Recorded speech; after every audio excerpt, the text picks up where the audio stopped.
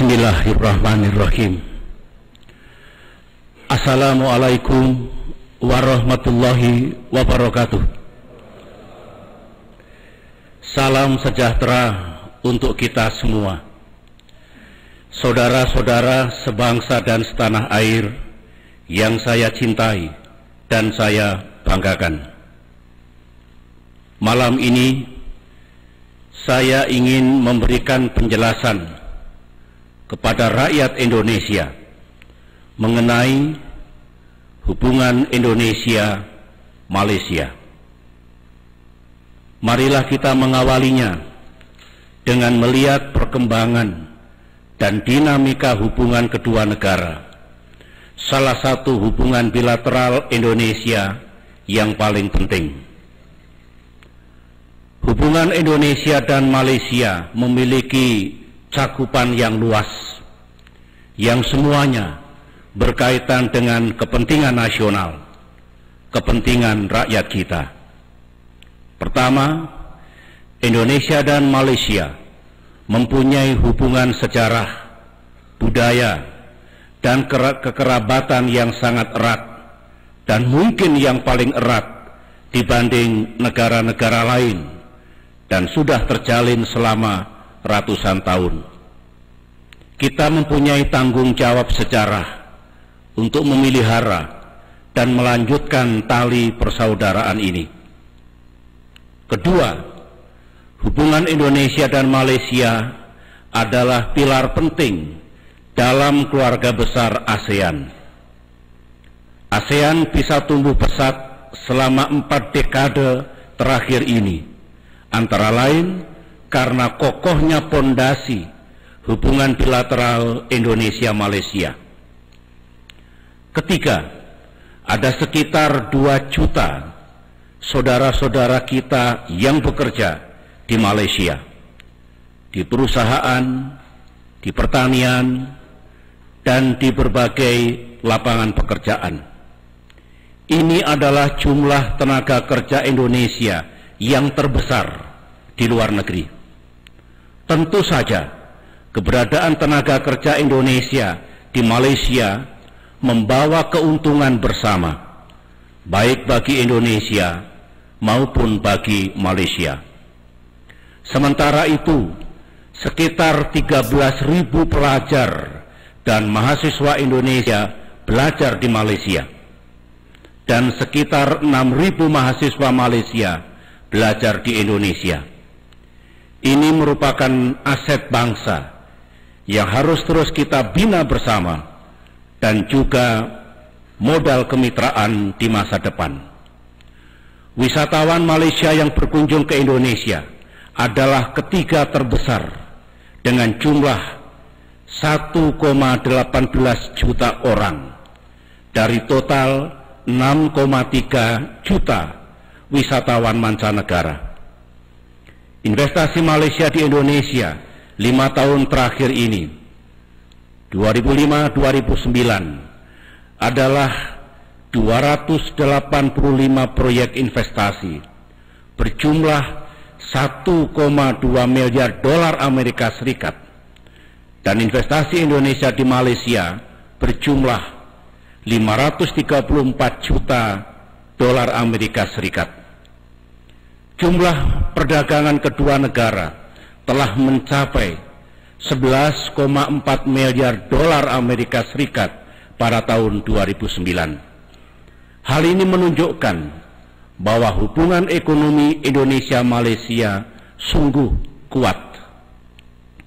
Namun, hubungan yang khusus ini juga sangat kompleks.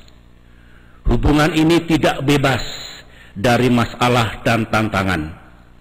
Ada semacam dalil diplomasi bahwa semakin dekat dan erat hubungan dua negara, semakin banyak masalah yang dihadapi.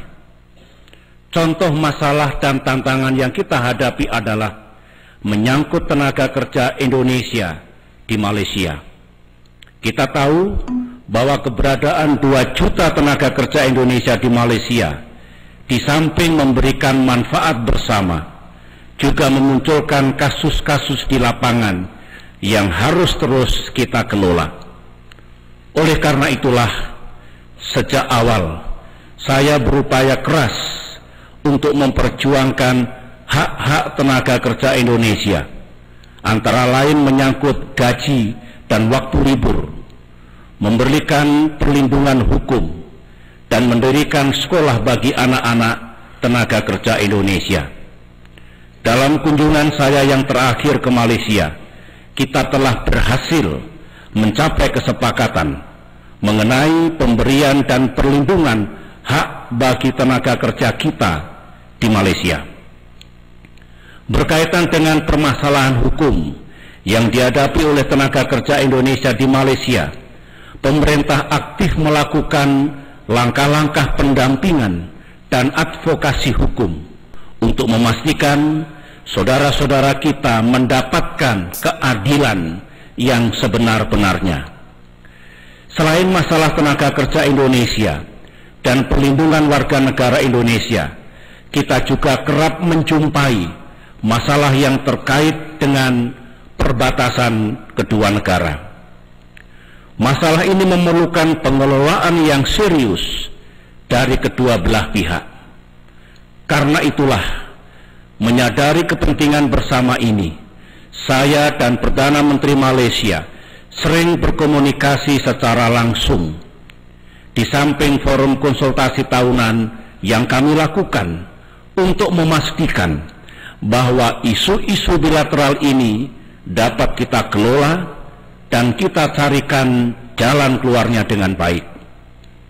Saudara-saudara sekalian, akhir-akhir ini hubungan Indonesia-Malaysia kembali diuji dengan terjadinya insiden di seputar perairan Pulau Bintan pada tanggal 13 Agustus 2010 yang lalu.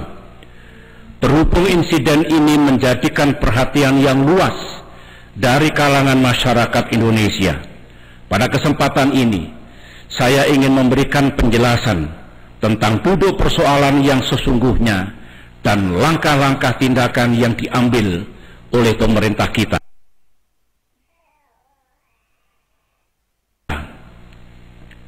Sejak saya menerima laporan mengenai insiden ini pada tanggal 14 Agustus 2010 pagi, saya langsung memberikan berbagai instruksi.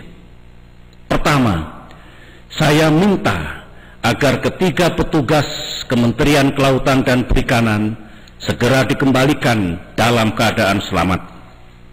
Kedua, saya juga memerintahkan untuk mengusut tuntas apa yang sebenarnya terjadi dalam insiden tersebut.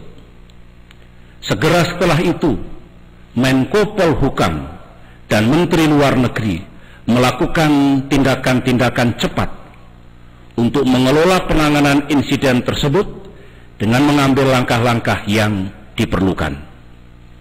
Terhadap insiden ini, kita semua sangat prihatin, dan saya ingin agar masalah ini segera diselesaikan secara tuntas dengan mengutamakan langkah-langkah diplomasi. Saya ingin mengatakan bahwa sejak terjadinya kasus ini, pemerintah telah bertindak, sistem pun telah bekerja. Saya juga menekankan bahwa masalah seperti ini harus